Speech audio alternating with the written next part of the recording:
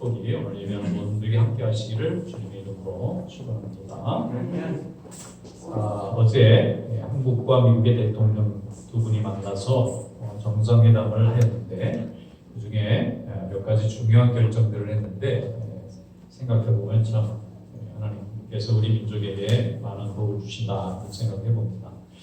미사일 제한이 있었어요. 42년 만에 없애버렸습니다. 왜 없앴느냐? 그러니까 중국이 너무 강하니까 이 미국이 혼자 상대하기가 좀 벅차고, 그래서 인도, 호주, 일본을 이렇게 팀을 만들어서 쿼드를 만들었는데도 만만치가 않은데 아주 요즘 기술 발전이 아주 눈부시게 잘 되는 나라가 한국이에요.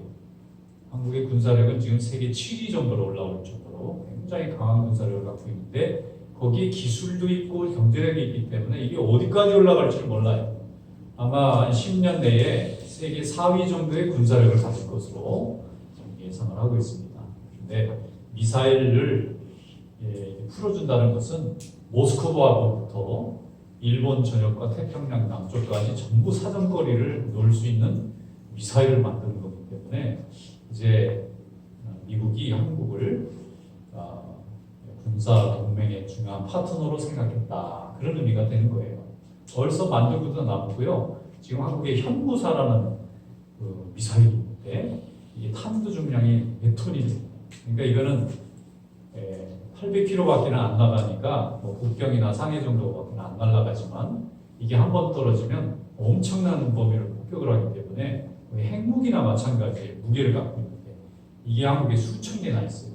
그러니까 한국을 이제 건들기가 굉장히 어렵고 일본보다는 지금 군사력이 점점 앞서가는 중에 있기 때문에, 근데 이 미국에서 한국에 제한을 42년 만에 왜 풀어줬을까? 한국이 너무 무기가 강하면 혹시 미국에 쓰면 어떡하지? 그래서 묶어놓은 건데 이제 다 풀어줬다는 것은 정말 군사동맹이 그동안은 일방적이었는데 이제는 거의 대등한 정도가 됐다. 그 다음에 또 두 번째를 무슨 결정을 했냐 했더니 44조 원을 미국에 투자한대요. 삼성은 SK 이런 데가 왜 이렇게 많은 돈을, 세기도 굉장히 힘들더라고요. 얼마나 많은 돈인지 계산도 잘 안 돼요. 44조 이게 어느 정도 되는 거예요. 그런데 미국 사람들이 너무 좋아할 정도의 많은 돈을 투자해서 뭘 만들어주느냐면 두 가지를 만드는 거예요. 하나는 반도체를 만들고 하나는 배터리를 만들어준대요. 그 배터리가 뭐냐면 앞으로는 이제 휘발유 넣는 차가 이제 조금 지나면 안 나옵니다. 있는 거 그냥 쓰고 없어진다 그래요. 그럼 뭐냐? 이제 전기차가 돌아다녀요. 전기차가 앞으로는 앞으로 한 10년, 20년 후에는 가솔린 차가 이제 더 안 만들어지고 다 전기차로 바꿔야 되는데 그 전기차의 가장 핵심이 뭐냐면 배터리입니다. 지금은 이렇게 가스를 넣어야 다니잖아요.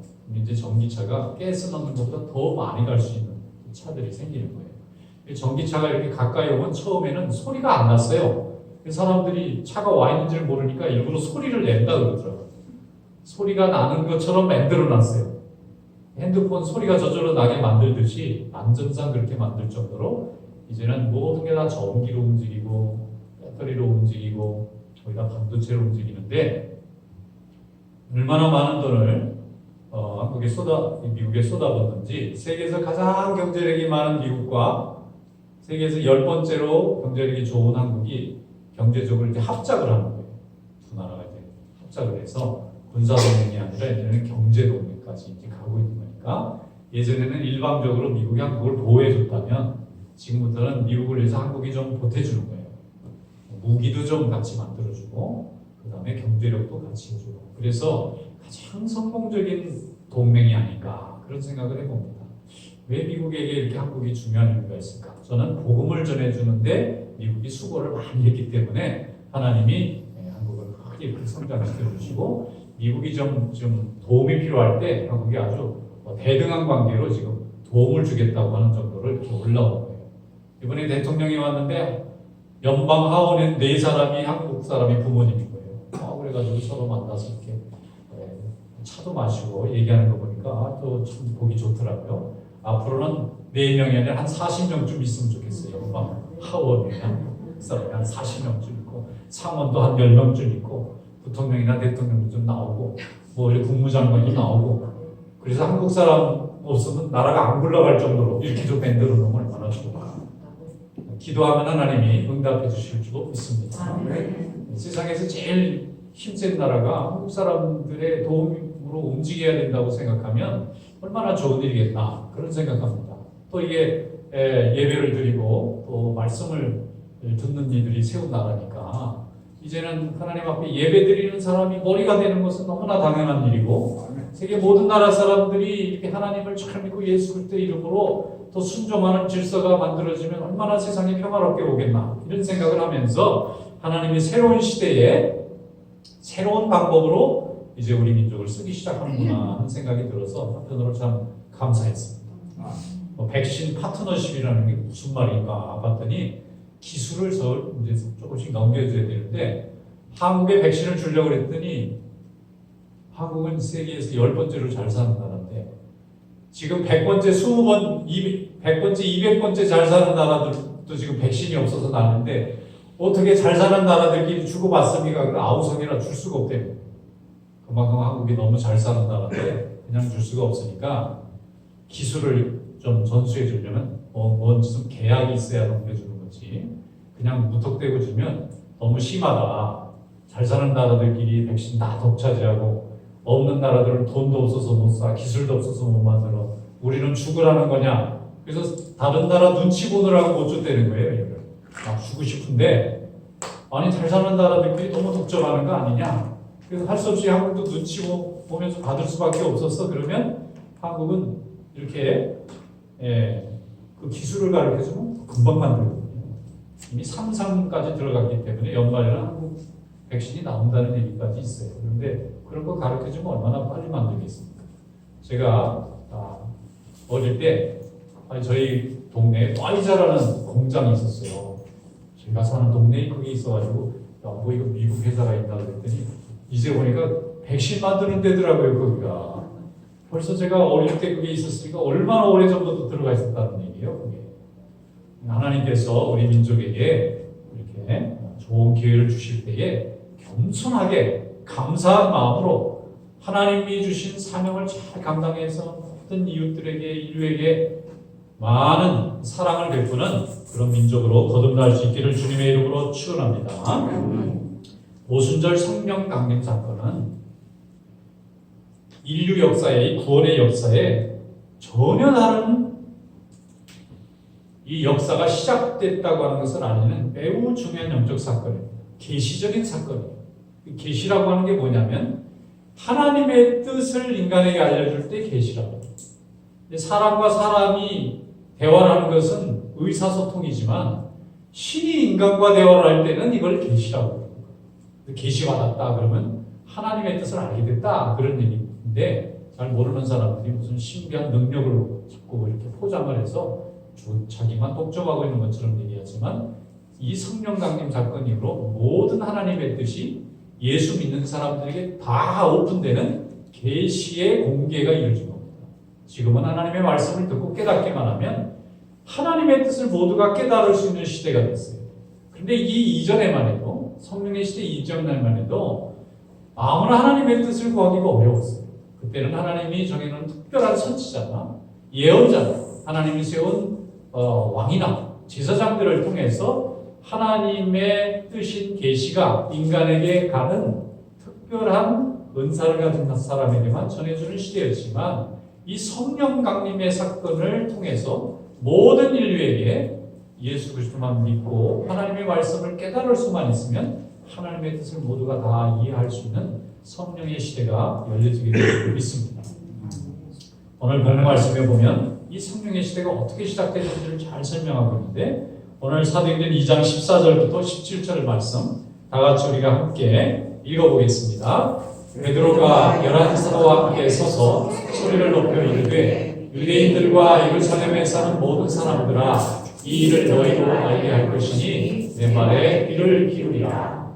때가 제3시니 너희 생각과 같이 이 사람들이 취한 것이 아니라 이는 그 선지자 요엘을 통하여 말씀하신 것이니 일러스되 하나님이 말씀하시기를 말세에 내가 내 영을 모든 육체에 부어주리니 너희의 자녀들은 예언할 것이요 너희의 젊은이들은 환상을 보고 너희의 늙은이들은 꿈을 꾸리라. 아멘.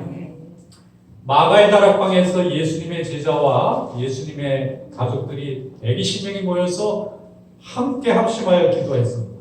그래서 하나님의 말씀에 순종해서 예루살렘을 떠나지 말고 성령을 기다리라는 예수님의 말씀에 순종한 겁니다. 성령을 보내줄 테니까 성령을 받으려면 첫째, 흩어지지 말 것, 두 번째, 기도할 것, 세 번째, 기다릴 것. 이 세 가지를 모두 다 예수님의 제자들이, 그 예수님의 가족들이 이제는 예수님이 하나님이 인간의 몸을 입고 세상에 보내신 그리스도인 것을 확실히 믿었기 때문에 절대 순종했어요. 그리고 두려움 가운데서도 도망치지 아니하고 그 성도의 자리를 지키고 기도의 자리를 지키고 또 제자들의 자리를 지키고 하나님의 백성의 자리를 잘 지켰습니다. 그리고 열심히 기도할 때에 오순절날이 됐는데 갑자기 강하고 급한 바람 소리 같은 것이 온 방안을 휩쓸고 거기 모인 120명의 머리 위에 마치 불의 혀같이 촛불과 같은 그런 불 모양이 다 사람들에게 임하더니 사람들이 입이 열리기 시작하더니 전부 다 하나님의 말씀으로 감동을 해서 말하기 시작했는데 그 말을 하는 소리를 유대인들 중에서 세계 각국에서 태어나고 자란 말이 다 다른 사람들이 자기 뜻으로 알아듣는 정말 신기하고 신비한 방언을 하게. 그리고 그날로 인해 그 사건 이후로 사람들이 저렇게 모여있는 저 사람들이 예수 이름으로 모여있는데 저들이 하는 말을 우리가 다 알아들을 수 있는 이 신기한 현상이 뭔지를 자꾸 궁금하게 생각하고 크게 놀라고 그 소문이 사람들에게 번져서 저들이 하는 말이 도대체 무슨 말이냐. 그때에 베드로가 사람들을 다 불러 모아가지고 오늘 이 말씀을 한 거예요. 왜냐하면 그 중에는 저 사람들이 뭔가 술 취한 사람들이 아니냐. 술에 취해서 지금 비정상적인 현상이 일어나는 게 아니냐라고 말을 하는 거예요. 그런데 베드로가 말합니다. 지금 이제 3시다. 우리말로 하면 아침 9시인데 아침 9시부터 누가 술에 취해 있느냐는 거예요. 이것은 하나님께서 우리에게 주신 성령의 역사라는 겁니다. 하나님께서 예수 그리스도를 이 땅에 보내주셨는데 우리가 그것을 알지 못하고 그분을 못 박아 죽였는데 이것을 알고 회개하는 자에게는 하나님이 성령을 주시고 구원을 주실 테니까 모두 회개하고 성령 받고 하나님 앞에 구원을 얻기를 바라는 이 복음을 받아들이라고 선포하니까 사람들이 감동을 받아요. 자, 처음의 감동은 예수님의 제자들과 그 가족들이 120명이 은혜를 받았는데 그들이 성령 받는 모습을 보고 그들이 전하는 말씀을 듣고 이번에는 그 모습을 바라보던 해외에서 온 유대인들이 은혜를 먼저 받습니다. 근데 여기에서 매우 특이한 현상은 뭔가 하면은 각 나라 말로 다 알아듣는다는 거예요. 이것이 바로 복음이 이제는 유대인을 뛰어넘어서 세상 모든 나라 사람들에게 전해질 것을 예고합니다. 방언을 요즘 하는 방언은 나만 알아들어요. 다른 사람들은 못 알아들어서 통역을 세워야 되고 사도 바울도 통역이 필요하다고 했어요. 그런데 이 마가다락방에서 경험한 이 방언은 그 방언과는 근본적으로 다릅니다. 이 방언은 내가 하는 말인데 모두가 다 알아들어요. 여러 언어를 가진 사람들이 다 알아들어요.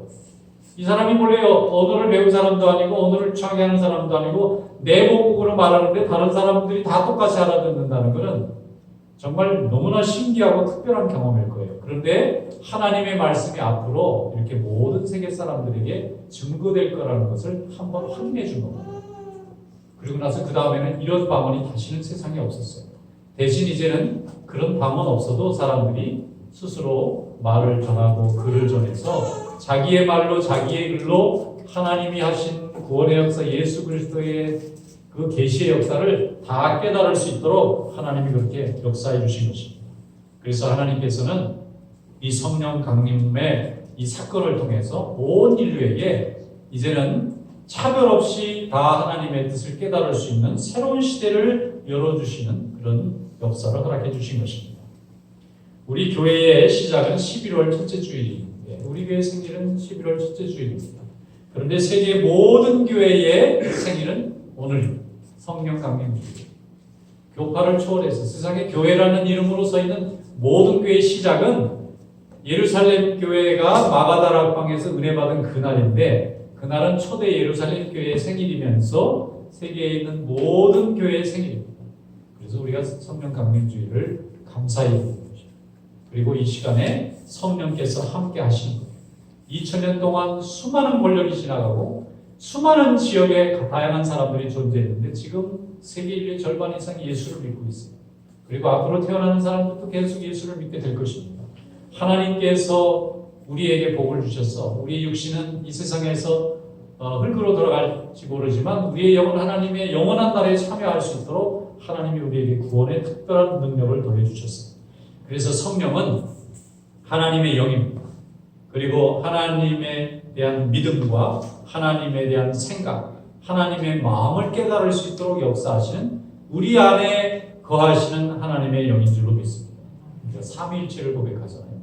다음 주일은 삼위일체 주일, 삼위일체에 대한 고백을 해야 되는 주일인데 하나님께서는 성부 하나님이시고 예수 그리스도는 성자 예수 그리스도고 그 다음에 성령 하나님이 우리와 함께 하시는데 세상을 만드신 하나님은 지금도 세상을 다스리시고 예수 그리스도는 인간의 몸을 입고 오셔서 제물이 돼서 우리로 하여금 모든 죄를 사함받고 영원한 생명을 누릴 수 있는 구원을 주신 분이고 오늘 우리가 하나님 앞에 나와 예배할 때 우리 마음에 감동을 주시는 이 하나님이 성령의 하나님이신 줄로 믿습니다.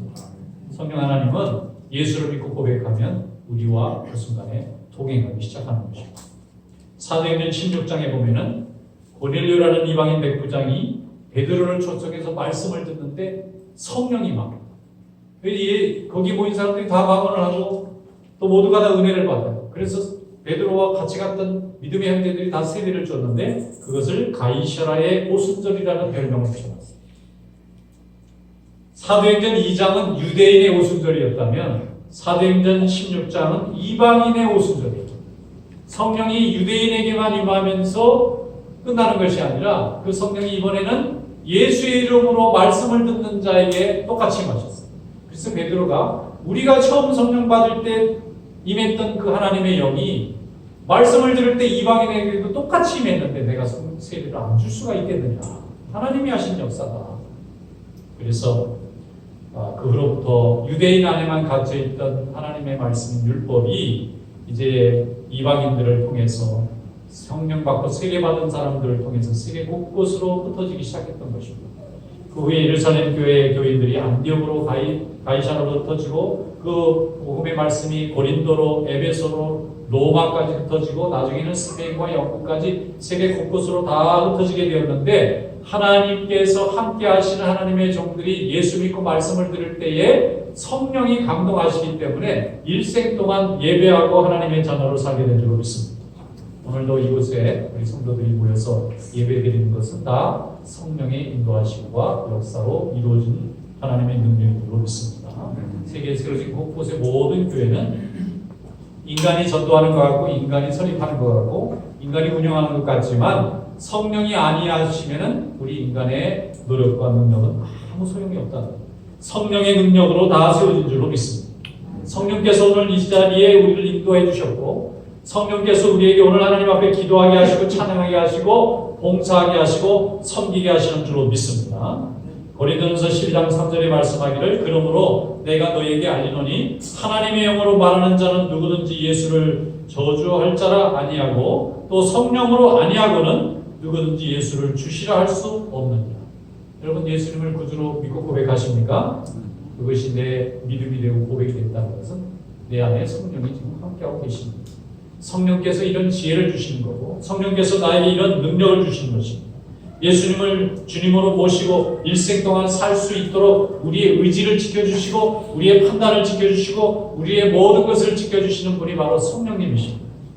이렇게 죄에 물들고 욕심에 사로잡히기 쉬운 연약한 인간이 하나님 앞에 찬양하고 기도하고 섬기고 영광 돌리고 하나님을 사랑할 수 있게 하는 것은 우리 인간의 능력과 의지와 지식으로 되는 것이 아니라 성령이 붙잡아 주시는 능력으로 이루어지는 걸로 믿습니다. 그것이 바로 오늘 우리가 하나님 앞에 지금 서 있는 이유입니다. 사도행전 19장에 보면은 바울이 에베소에 갔더니 거기에 요한의 세례만 받는 사람들이 있는 거예요. 열심히 율법 생활은 잘하는데 영적인 생활을 모르는 거예요. 그래서 왜 너희들에게는 성령의 역사가 없느냐 그랬더니 이 사람들이 우리는 성령이 뭔지도 모릅니다. 그러면 어떻게 이렇게 모여서들 예배를 드리고 기도를 하냐? 우리는 세례 요한이 전해준 하나님의 나라를 기다리라고 하는 죄에서 회개하라는 복음을 들었습니다. 그러니까 바울이 당신들을 만나게 한 이유를 이제 알겠다. 하나님이 보내주신 겁니다. 그 후에 얘기를 내가 해주겠습니다. 세례 요한이 죽은 이후에 예수님께서 이제 하나님 나라를 선포하셔서 이제는 복음이 이 땅에 증거됐습니다. 그러므로 예수의 이름으로 세례를 받고 하나님의 말씀을 들으세요. 그랬더니 예수 이름을 받는 순간에 이 사람들이 다 성령 받았다고 되어 있는데 사도행전 19장 5절 7절에 그 사건을 이렇게 기록하고 있습니다. 그들이 듣고 주 예수의 이름으로 세례를 받으니 바울이 그들에게 안수하여 성령이 그들에게 임하심으로 방언도 하고 예언도 하니 모두 12사람쯤 되었다. 12명이 모여있는데 예수님 이름도 모르고 모여가지고 예배드리고 있는데 그들에게 예수님의 말씀을 가르치고 세례를 주고 안수를 하니까 성령 충만해서 초대교회 성도들이 받았던 성령의 은혜를 모두가 다 받게 된 줄로 믿습니다. 예수님의 말씀을 듣고 순종하면서 세례를 받은 자들에게는 성령이 함께 하시는 줄로 믿습니다. 그래서 평생 그분과 동행할 수 있는 믿음과 의지가 생기는 거예요. 죄인된 사람들이 복된 자의 삶으로 인생이 바뀌어지는 거죠. 이것이 바로 성령께서 우리와 함께 하신다고 하는 증거입니다. 하나님의 교회, 성도의 교제를 세우시게 하고 또 그 성도들에게 은사를 부어주셔서 서로 돕게 하시고 하나님의 교회를 세워나갈 수 있도록 오늘도 우리에게 지혜로 함께 하시는 분이 바로 성령님이십니다. 고린도전서 12장 4절로 6절에 이렇게 말씀하고 있습니다. 은사는 여러 가지나 성령은 같고 직분은 여러 가지나 주는 같으며 또 사역은 여러 가지나 모든 것을 모든 사람 가운데서 이루시는 하나님은 같으니 각 사람에게 성령을 나타내심은 유익하게 하려 하심이라 이렇게 말씀했습니다. 자, 은사도 다릅니다. 직분도 다릅니다. 사역도 다릅니다. 그러나 이 모든 다양한 일을 다 행하게 하시는 분은 성령 하나님이시라는 거예요. 그래서 우리는 다 하나님 마음에 거하는 자녀입니다. 우리가 각자 다 은사가 다릅니다. 또 특기도 다르고 지식도 다르고 다 형편도 다르지만 하나님의 교회를 함께 섬기고 하나님 안에서 은혜받고 사는 것은 성령님께서 우리와 동행하시고 있다고 하는 이 은혜 때문에 이루어진 줄 믿습니다. 고린도전서 10장 13절에 말씀하기를 우리가 유대인이나 헬라인이나 종이나 자유인이나 다 한 성령으로 세례를 받아 한 몸이 되었고 또 한 성령으로 마시게 하셨느니라. 성령께서는 하나 되게 하시는 능력이 있어요. 서로 생각이 다르고 또 지혜가 다르고 경험이 다른데 하나님이 우리를 한 교회로 만드세요. 그리고 한 성도로 만들고 또 믿음의 한 식구로 만들어서 함께 협력하게 합니다. 그 안에서 은혜를 나누게 하시고 또 하나님 앞에 충성하게 하시는 거예요. 그래서 성령 받은 자에게는 사명이 있어요. 첫째는 하나님을 높이고 예수의 구원의 소식을 증거하는 자로 힘써야 합니다. 또 두 번째는 함께 수고하는 믿음의 형제에 대해서 늘 감사해야 됩니다. 또 세 번째는 스스로 죄에 물들지 않도록 항상 기도하고 말씀 가운데 거해야 됩니다. 이런 하나님의 은혜와 믿음 안에서 살게 되면 우리가 다 성령의 은혜 가운데 주님 앞에 헌신하고 쓰임받는 복된 자의 인생이 될 줄로 믿습니다. 중국에 여러 교파들이 초창기에 모여가지고 서로 모여야 되겠는데 서로 모이질 않는 거예요. 너무 교파의식이 강하고 너무 자기 주관이 강해서.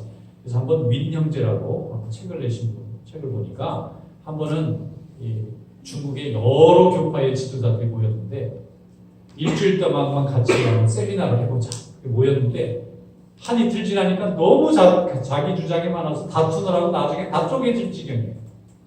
그래서 나는 감리교가 좋다, 나는 장로교가 좋다, 나는 뭐 순복음이 좋다, 나는 뭐 침례교가 좋다, 뭐 자기 교파 주장하느라고 하나가 안 되는 거예요. 그런데 그 주관한 형제가 이렇게 해서는 이 중국에 지금 핍박받으면서 예배를 드려야 되는데 이렇게까지 갈라지면 이게 교회가 전도가 되겠다 싶어가지고 하나님 앞에 기도했더니 하나님이 감동을 주셨다. 뭐냐면은 갑자기 물을 떠가지고 그 지도자들을 다 앉혀놓고 가서 다 발을 씻어줘. 예수님이 하신 것처럼. 예수님은 말씀도 가르쳤지만은 예수님은 발도 씻겨주셨잖아요. 갑자기 그 말씀이 생각나서 발을 좀 씻겨줘야겠다. 그래가지고 눈물을 흘리면서 발을 씻겨줬다는 거예요. 지금 공산당에게 핍박을 받으면서 숨어서 예배드리는 처제도 하나가 안 되네요. 우리가 어떻게 복음을 전할 수 있겠느냐. 눈물로 기도했더니 성령이 임하셔가지고 모두가 다 그럼 우리가 다 교파를 내려놓고 중국 교회는 한 교회로 갑시다 하고 결정하고 헤어져가지고 지금까지 중국은 교회가 하나예요. 교파가 없어요. 그냥 들어오면 다 똑같은 예수를 믿는 그런 교회가 되었다는 거예요. 여러분 무엇입니까? 성령이 함께 하시면 인간이 가지고 있는 분열과 장벽도 다 뛰어넘을 수 있도록 역사하시는 거고, 성령의 역사가 부족하면 인간이 분열되기가 쉽다는 거예요. 인간은 자기의 생각을 잘 내려놓지 않기 때문에 하나님 앞에 기도하고 섬기고 나아가면 하나님께서 성령의 능력으로 하나 되게 하시는 줄로 믿습니다. 어떤 학생들이 미국의 초창기에 공부하러 왔는데 너무 예배 드리는 게 그리워서 미국 교회 이제 한쪽에 빌려가지고 예배를 드리고는 이제 공부 끝나고 다 가버린 거예요. 그래 나중에 이제 세월이 지나서 다시 와보니까 자기들이 드렸던 그 예배만 드렸던 장소에서 교회가 생겨난 거예요. 여기 이민자들이 와서 또 그 예배를 이어받아서 학생들이 드리고 간 그 예배 자리에 그곳에 와서 자리를 잡은 이민자들이 또 예배를 드리면서 나중에 교회가 돼 있더라고요. 그래서 이분이 간증을 하더라고요. 우리는 예배를 그냥 사모했는데 하나님은 우리가 드리고 간 예배 그 자리에 하나님이 복음의 씨앗을 내려서 계속 예배 드릴 수 있도록 교회를 세우신 것을 보고 하나님께 영광을 돌렸다는 것입니다. 여러분, 예배 드리는 일, 교회가 세워지는 일, 또 세례를 받는 일, 성도들이 다 섬기는 모든 일에는 하나님의 역사가 함께하고 계시는 줄로 믿습니다. 그래서 우리의 이 예배와 우리의 기도가 또 하나님이 받으셔서 더 많은 사람들에게 하나님의 은혜를 나누는 귀한 통로로 만들어 주실 줄로 믿습니다. 그러므로 날마다 하나님 앞에 성령을 사모하시고 성령 충만한 성도의 삶을 살아갈 수 있기를 주님의 이름으로 축원합니다. 어떤 집사님이 한국에 있을 때인데 갑자기 입원을 하게 되셨어요. 병원에 갔는데 병원에서 한 달 동안 나갈 수 없대요. 그러니까 이분이 예배는 드려야 되겠고 병원에는 나갈 수도 없고 그래가지고 할 수 없이 예배를 드려야 되겠는데 혼자 찬송가 놓고 찬송가를 부르고 있었더니 그중 환자들이 우리도 예배 드려야 되는데 잘 됐다고 우리 같이 예배 드립시다. 그런데 교회 안 다니는 사람들이 시끄럽다고 여기 왜 교회만 있냐고 우린 절에 다니고 그러는데 그래서 할 수 없이 예배는 드려야 되겠는데 그 다음 주가 돼서 또 저분들이 또 불편하면 어떡하나 그래가지고 이제 의사 선생님한테 우리가 좀 예배 드릴 만한 공간이 있습니까? 그랬더니 저 옥상에 가면은 그렇게 이렇게 창고 비슷한 게 하나 남아있는데 아무도 안 쓴다고 거기 가서 예배를 드리세요. 그러니까 아이고 잘됐다. 그래가지고 병원 밖으로 나가는 게 아니잖아요. 그러니까 링게에 그 구르막 끌고 다 이제 올라가가지고 그 꼭대기 가니까 마침 그냥 뭐 의자들도 있고 뭐 창고 비슷하니 아주 공간이 좋은 거예요. 그리고 그분이 한 달 후에 퇴원했습니다. 그런데 1년 후에 가보니까 환자들이 꽉 차가지고 예배를 드리고 있는 거예요. 그 꼭대기에 창고에. 그래서 한 사람이 예배를 사모해서 예배를 드리고 갔는데 그 예배 자리를 하나님이 받으셔가지고 입원하는 사람들은 다 거기 가서 예배 드리고 그리고 또 나가면 또 다음 환자가 또 들어. 그래서 나중에는 여기에 예배를 드릴 수 있게 반주자를 좀 보내주세요. 그래서 그가 또 반주자를 구하는데 반주자가 어디 있어요? 다.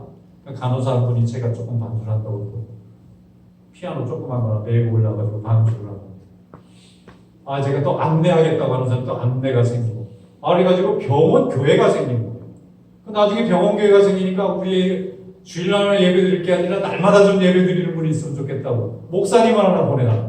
이러니까 돌아가면서 교회 지역 목사님들이 한 분씩 예배 시간 이렇게 돌아가면서 당번을 정해서 예배 드려줬는데 나중에는 아예 전담으로 한 분이 좀 필요하면 좋겠다고 해서 목사님 한 분이 교회에서 채용이 돼가지고 부임을 하셨어요. 이분 하루 종일 병원 돌아다니면서 그냥 환자들 기도해주고 찬송 불러주고 또 기도받고 싶으면 옥상에 예배당이 있죠. 병원 꼭대기 예배당이 생기더라고요. 이게 무엇입니까? 하나님은 성령의 역사를 통해서 지금도 교회를 세워가시고 성도들을 세워가신다는 거예요. 우리의 하는 이 예배가 간단하고 단순한 게 아닙니다. 하나님의 놀라우신 구원의 역사를 통하여 오늘도 성령의 역사를 통하여 구원 하나님의 일을 이루어가시는 줄로 믿습니다. 이 일에 쓰임받는 우리 성도들 항상 감사한 마음으로 주님께 영광 돌리시기를 축원합니다. 에베소서 4장 4절에 말씀합니다. 몸이 하나요 성령도 한 분이시니 이와 같이 너희도 부르심의 한 소망 안에서 부르심을 받았느니라. 성령 안에서 부르심을 받은 우리 성도 여러분, 열심히 부르심에 합당한 헌신과 삶을 살아가시기를 주님의 이름으로 축원합니다. 기도하겠습니다. 거룩하신 하나님 감사합니다. 하나님께서 저희들을 사랑하시고 은혜 가운데 인도해 주셔서 감사합니다. 성령의 능력으로 저희들을 하나님 붙잡아 주셨사오니 하나님의 역사를 이루어가는 귀한 종들 될 수 있도록 인도하여 주시옵소서. 예수님의 이름으로 감사하며 기도드리옵나이다. 아멘.